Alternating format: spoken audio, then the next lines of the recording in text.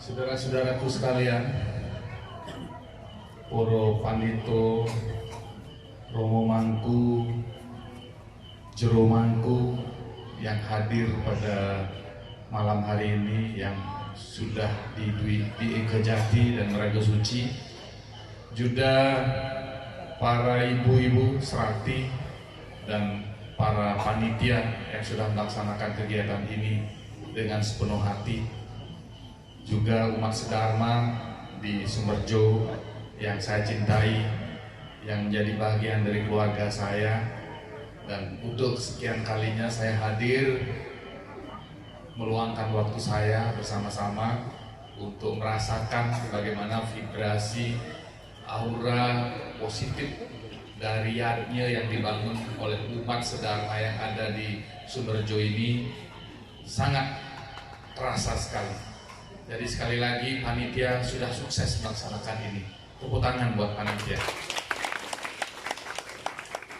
Bapak Ibu umat sedharma yang saya cintai, juga teman-teman dari berbagai organisasi, Prada, PHDI, juga lintas organisasi yang hadir malam hari ini, adalah sebuah keteguhan, kesejukan, kedamaian, ketentraman ketika kita bersama-sama hadir untuk melaksanakan puja wali di pura yang sangat kita cintai ini.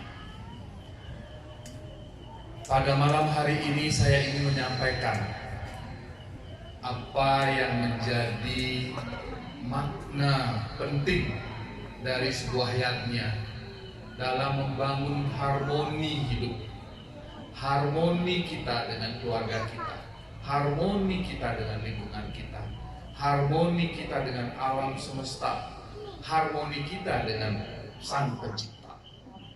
Jadi di belakang saya ini kita lihat bagaimana perwujudan lingga yang kemudian disusun dengan berbagai macam hasil bumi, hasil pertanian dari umat sedharma yang ada di Sumberjo.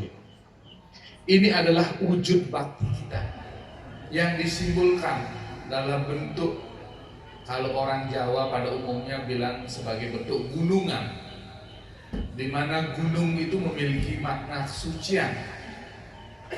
Oleh karena itu kita mewujudkan bakti kita yang tulus ikhlas dalam bentuk gunungan seperti ini. Sama dengan kita membangun yatnya yang dilakukan pada Sapio Dalam ini. Bagaimana kita melakukan gotong royong. Ada yang punya mentimun, ada yang punya nenas, ada yang punya pisang, ada yang punya jajan, kacang dan sebagainya. Itu kita gotong royong membangun yang sering disebut dengan candi-candi yatnya.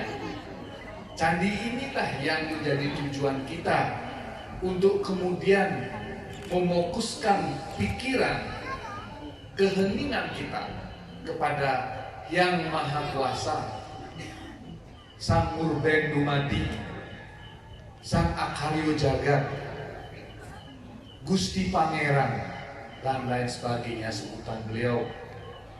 Disinilah rasa bakti kita tunjukkan bersama-sama.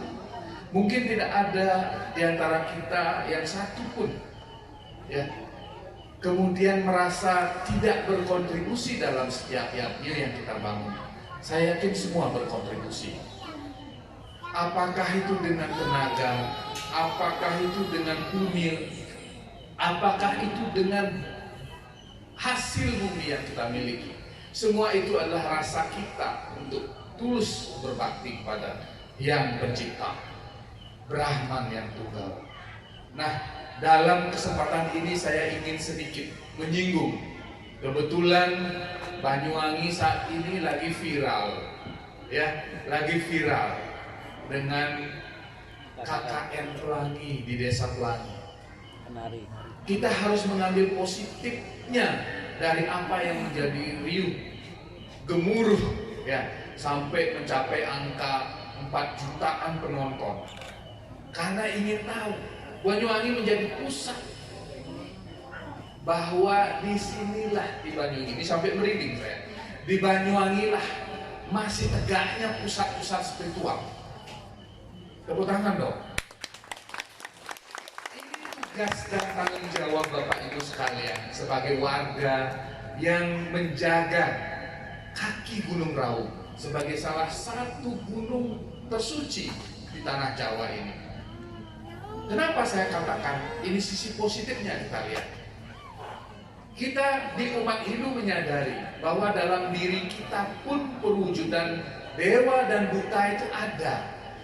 Jangan salah bahwa siapapun yang menjaga hutan, menjaga danau, menjaga sungai, menjaga laut, menjaga alam kita ini adalah mereka-mereka yang kita hormati, kita sucikan, termasuk para buta. Jangan mengira bahwa mereka ini tidak punya kontribusi. Kalau tidak ada tempat-tempat sakral yang kemudian dijaga oleh mereka, pasti alam ini akan hancur, akan menjadi alam yang kita kuasai dengan seenaknya. Hutan kita babak, tempat-tempat yang suci, sumber-sumber air yang kita sucikan akan menjadi tercemar, dan kita tidak akan bisa menikmati air-air yang murni, yang jernih. Dan inilah sebenarnya apa yang terjadi saat ini di Banyuwangi tidak lebih adalah sarana introspeksi kita. Bahwa manusia sudah sering diperingatkan. Ketika mereka datang ke suatu desa, ke suatu daerah, etika, tata krama, moralitas itu harus dijaga. Jangan sampai kita kemudian abai. Keindahan Hindu adalah menjaga harmoni itu. Bagaimana hubungan kita dengan alam selalu terjaga. Sehingga sumber-sumber air, sumber-sumber hutan, ya, pohon-pohonan yang hari ini kita rayakan dalam rangkaian Tumpek Warige ini atau Tumpek Ubuh ini, tiada lain adalah untuk memuliakan tumbuh-tumbuhan. Sarwo tubuh kalau orang bilang. Tumbuh-tumbuhan yang kita sucikan hari ini memiliki kontribusi tinggi terhadap kehidupan kita. Dari semua tumbuhan ada manfaat. Jangan mengira tumbuhan yang mungkin kelihatannya tidak berguna, tetapi suatu saat akan memberi manfaat. Bahkan di tanah, di bumi Nusantara ini tidak ada satupun tumbuhan yang tidak berguna. Ahli-ahli di barat sekarang baru menyoroti berbagai tumbuhan obat-obatan yang ada di tanah Nusantara ini. Ternyata khasiatnya luar biasa. Itu karena kita yang menjaga, memelihara, dan membangun keharmonisan dengan alam. Oleh karena itu jangan pernah lepas dari ketergantungan kita kepada tumbuh-tumbuhan. Dan hari ini kita sambut perayaan Tumpek sekaligus Piodalan di sini, di tempat yang kita sucikan ini. Nah, kembali lagi Bapak Ibu sekalian, untuk menjaga harmoni kita dengan alam ini, kita sudah diberikan aturan-aturan dasar, baik oleh agama kita sendiri, oleh petuah-petuah leluhur kita, para tetua yang ada di desa kita, bahwa setiap apapun yang kita lakukan, kita harus, kalau orang Jawa bilang kulonuun, jangan pernah mengabaikan. Walaupun kelihatan tumbuh-tumbuhan ini tidak memiliki suara, tidak bisa berbicara, tidak bisa bergerak untuk menolak ketika orang melakukan perusakan, tetapi dia masih punya, dari tri permana dia masih punya keinginan untuk hidup bertumbuh. Nah, inilah kenapa kita kemudian menghargai setiap tumbuhan sebagai bagian hidup dari kita juga. Sehingga kita harus kulunun ketika menebang, ketika ingin memanfaatkan untuk sayur pun harus ada bahasa hati yang harus kita komunikasikan dengan tumbuh-tumbuhan itu. Nah, ini penting Bapak Ibu sekalian. Makanya kalau orang tua kita, leluhur kita ketika ingin membangun, memanfaatkan kayu yang di hutan, selalu mereka minta izin ya kepada para penghuni hutan, tidak hanya tumbuh-tumbuhan, karena mereka juga mendapatkan manfaat dari tumbuh-tumbuhan itu untuk mereka bisa manfaatkan. Sehingga sebelum menebang, di samping kita tebang, kita izin pada pohonnya sendiri, juga ada tumbuh-tumbuhan yang kita gantikan sebagai pengganti. Itu yang dilakukan oleh leluhur-leluhur kita di seluruh Nusantara. Mulai dari Sabang sampai Merauke, tradisi itu masih digunakan, masih dipakai, masih ditradisikan. Nah, ini kita jangan pernah melupakan itu, walaupun mungkin di era modern ini kelihatan sepele. Ketika memetik bunga pun kita harus minta izin, karena di sanalah letak hubungan komunikasi kita dengan tumbuh-tumbuhan. Nah, Bapak Ibu sekalian, saya kira wacana mengenai harmoni kita dengan alam, terutama dengan tumbuh-tumbuhan, ini sudah dari dulu diajarkan melalui cerita-cerita, melalui dongeng, mungkin juga melalui tutur-tutur dalam bentuk pancegite.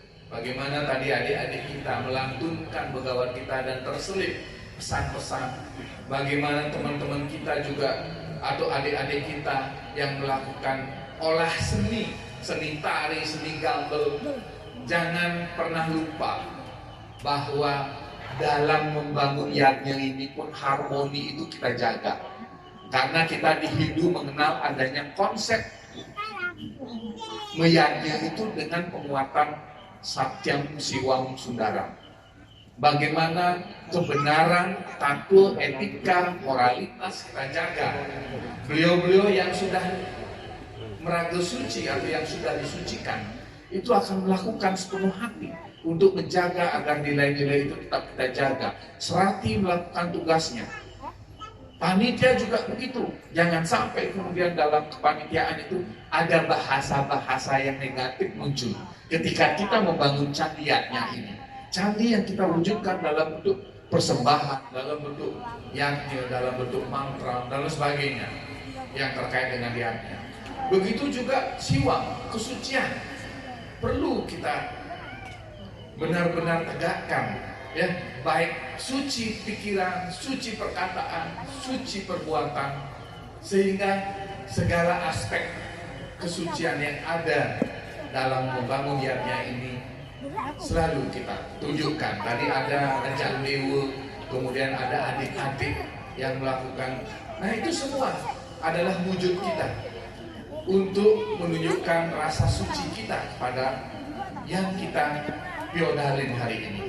Dan yang terakhir tentu tidak akan lepas ibu-ibu berpakaian dengan bagus, dengan indah. Mungkin tadi bersolek di rumah, juga bapak-bapak hari ini bisa kemudian berdandan baik, melihat seni tampilan adik-adik.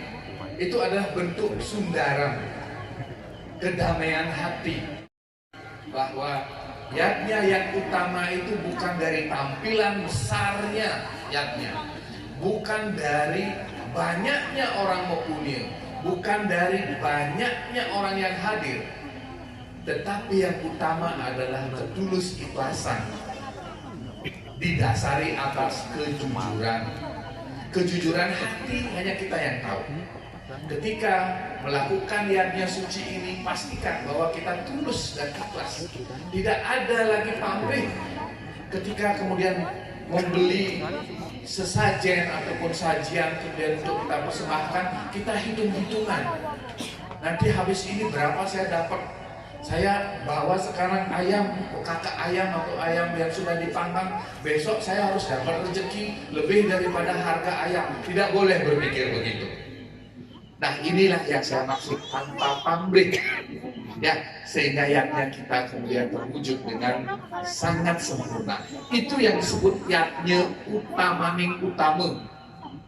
Sekali lagi, tingkatan upacara ataupun yatnya yang sering kita kenal dari utamaning utama sampai kanistaning kaniste atau nistaning niste, itu adalah tingkatan kemampuan mengukur diri kita sendiri, bukan tingkatan secara kualitas. Ingat, kalau kita punya silahkan, sebesar-besarnya boleh. Tetapi kalau kita tidak punya, jangan paksakan untuk kemudian melakukan hal yang di luar jangkauan kita. Itu yang disebut dengan yatnya utama. Kita yang bisa mengukur, kita yang tahu kejujuran diri kita.